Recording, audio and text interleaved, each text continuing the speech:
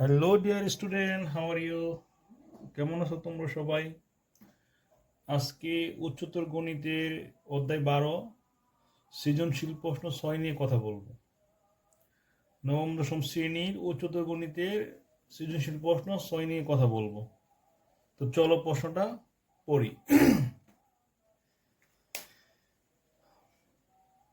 ত্রিভুজ এবিসি ত্রিভুজের BC CA AB বাহুর মধ্যবিন্দু যথাক্রমে ডি ই এফ। আমরা একটা ত্রিভুজ অঙ্কন করে নিই। ত্রিভুজটা অঙ্কন করে নিলাম। তো ওই ত্রিভুজের নাম কি? এ এ বি সি একটা ত্রিভুজ। তো এই বিসি বাহুর মধ্যবিন্দু আমরা নির্ণয় করি এডি। এসি বাহুর মধ্যবিন্দু নির্ণয় করি বিই। এবি বাহুর মধ্যবিন্দু নির্ণয় করি সি এফ। এখন ক নম্বর বলছে এবি ভেক্টরকে, এই যে এবি ভেক্টরকে বিই ও সি এফ ভেক্টরের মাধ্যমে প্রকাশ করো।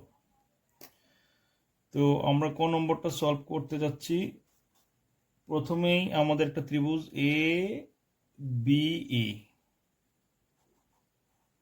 এ বি ই ত্রিভুজে কি লেখা যায়? এ বি প্লাস বিই ইকুয়াল কি লেখা যায়? এ ই। লক্ষ্য করো, ই যেহেতু এসি এর মধ্যে বিন্দুতে লেখা যায় হাফ এসি। তো বা তো এবি ভেক্টর সমান কি লেখা যাবে? এখানে হাফ এসি ভেক্টর আর প্লাস বি পেশে গেলে কি হবে? Minus B vector. লক্ষ্য করো, এবি ভেক্টর হাফ। আমরা এখানে দেখো, যদি এ সি এফ, যদি আমরা একটা ত্রিভুজ এ সি এফ, তাহলে এ সি এফ আমি যদি এখানে একটু দেখাই, এ সি এফ ত্রিভুজে AC plus CF, AC plus CF সমান লেখা যাবে কি? A F. আচ্ছা, তো এসি সমান কি লেখা যাবে? এফ। এফ হলো এবি এর মধ্যে তাহলে হাফ এবি আর প্লাস সিএফ এর পাশে গেল মাইনাসে সিএফ, তাই না? তো এখানে এসি এর মানটা আমরা বসাই দেব। এসি এর মানটা যদি বসাই দিই, তাহলে এসি এর মানটা কত? Half AB minus CF vector, আর এখানে নিল বি ভেক্টর। আচ্ছা, এখন এবি ভেক্টর গুণ দিয়ে দিই, 2 2 গুণ 4, 1/4 AB vector half CF vector, আরো আছে কত? B vector. এখন 4 দ্বারা যদি গুণ করে দেই, 4ab equal to ab vector 2cf vector 4b vector। এখন 4ab থেকে ab বিয়োগ করলে কত থাকে? 3ab vector, তাকে কি minus 2cf vector 4b vector। এখন যদি আমরা এটাকে 3 দ্বারা ভাগ করি, তাহলে কি থাকে? ab vector মাইনাস 2/3 মাইনাস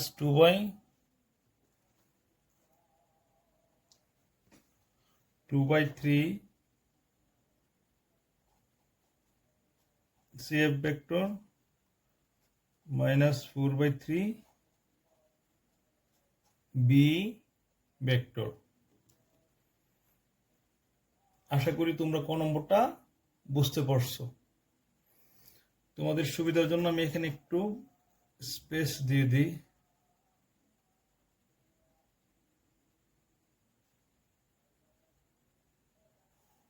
হ্যাঁ, বোঝার জন্য। যে স্টুডেন্ট, আমরা খ নম্বরটা সলভ করব। তো চলো খ নম্বরটা সলভ করি। কি বলা আছে একটু দেখি। বলা আছে যে এবিসি ত্রিভুজ থেকে আমার প্রমাণ করতে হবে কি AD plus B plus CF equal 0।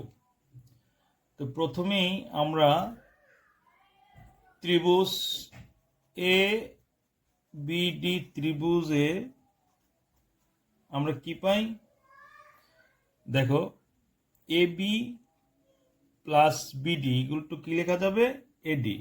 তো এডি সমান লেখা যাবে এ বি প্লাস বিডি। আচ্ছা, এখন এ বি ডি যেহেতু বিসি এর মধ্যবিন্দু, তাহলে বিডি সমান লেখা যাবে হাফ বিসি। তো এটা হলো এডি সমান লিখতে পারলাম, এটা 1 নং সমীকরণ। আবার ত্রিভুজ দেখো এস এ সি এফ ত্রিভুজ, এসিএফ ত্রিভুজে কি লেখা যাবে এসি, এই যে AC plus CF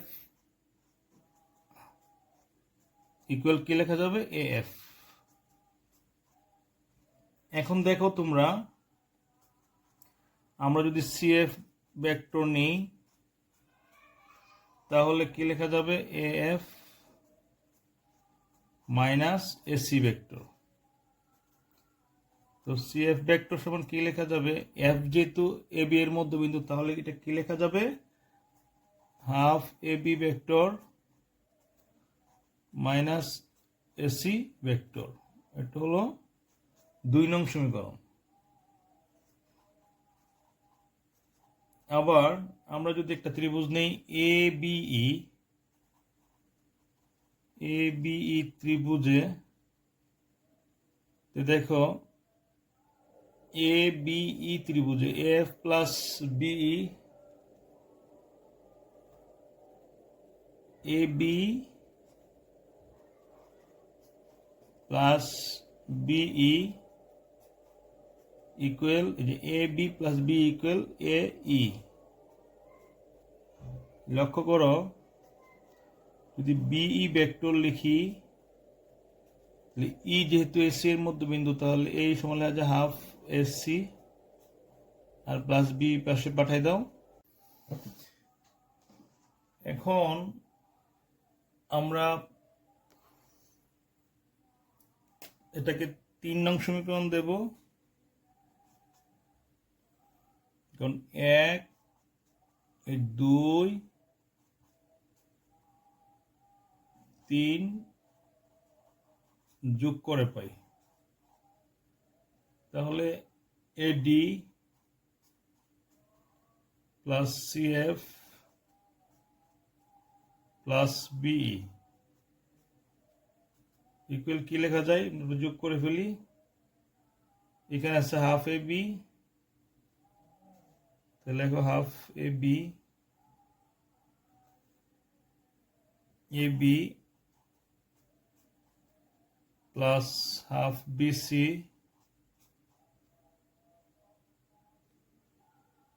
plus half A B minus AC plus half AC minus BE. এখন দেখো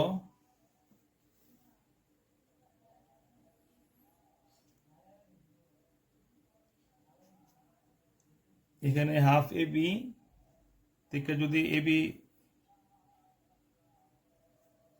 আমরা করি, দেখো এখানে আমরা এই যে বি ভেক্টর নিলাম হাফ এসি, যেহেতু এসির মধ্যবিন্দু, তাহলে এটা এবি হবে কিন্তু, হ্যাঁ এবি, তাহলে এটাও কি হবে এবি। এবার লক্ষ্য করো প্লাসের এবি মাইনাসের এবি কাটা, তাহলে থাকে হাফ এবি, আর এখানে হাফ বিসি,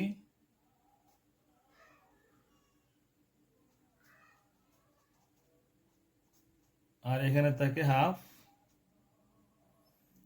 এসির থেকে এসি বিয়োগ করলে হাফ এসি, হাফ কমন নাও, তাহলে কি থাকে A B plus BC minus half AC. দেখো এ বি প্লাস বিসি সমান কি লেখা যাবে এসি,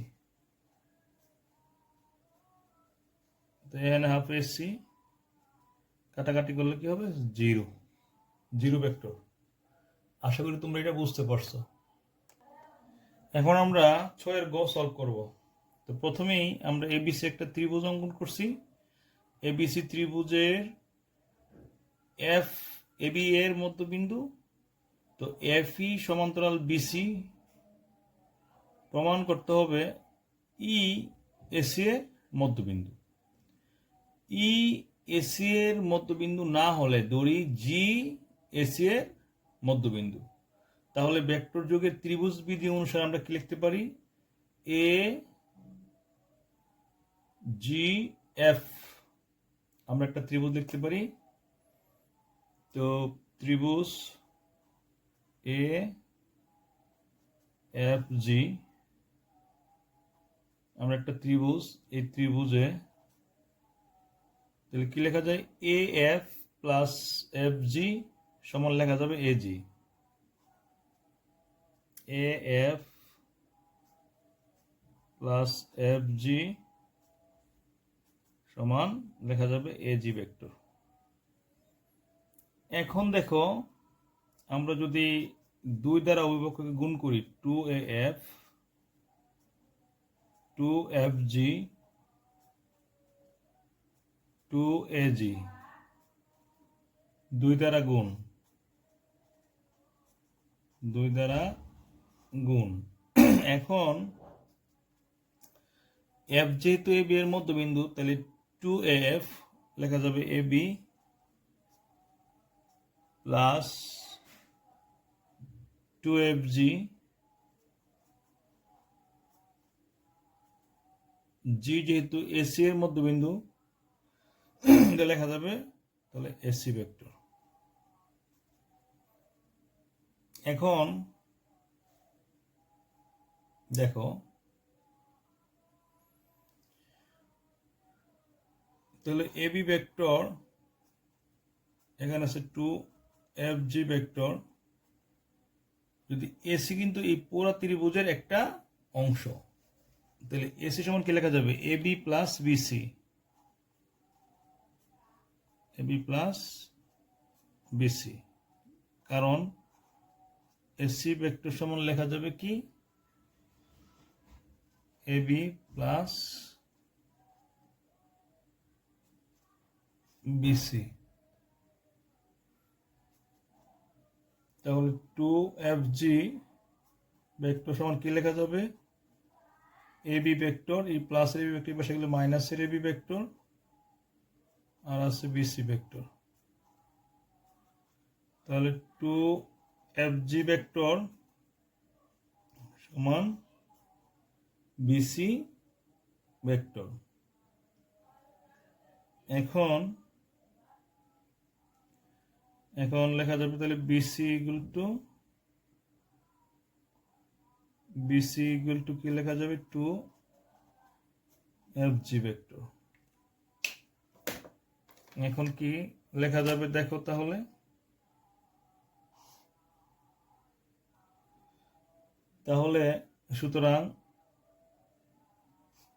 সুতরাং এই যে বিসি সমান্তরাল এফজি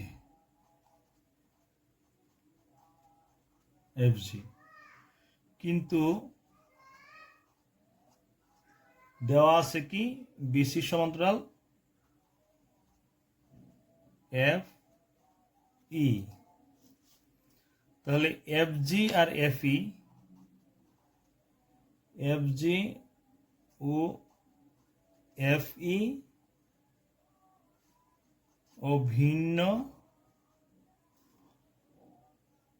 অভিন্ন, সুতরাং জি ও এফ অভিন্ন বিন্দু, সুতরাং ই এসি এর মধ্যবিন্দু। আশা করি তোমরা এটা বুঝতে পারছো। তোমরা যদি বুঝতে পারো তাহলে আমার শ্রম সার্থক হবে। সবাই ভালো থেকো। এ পর্যন্তই, আবার কোনো এক অনলাইন ক্লাসে দেখা হবে। আসসালামু আলাইকুম।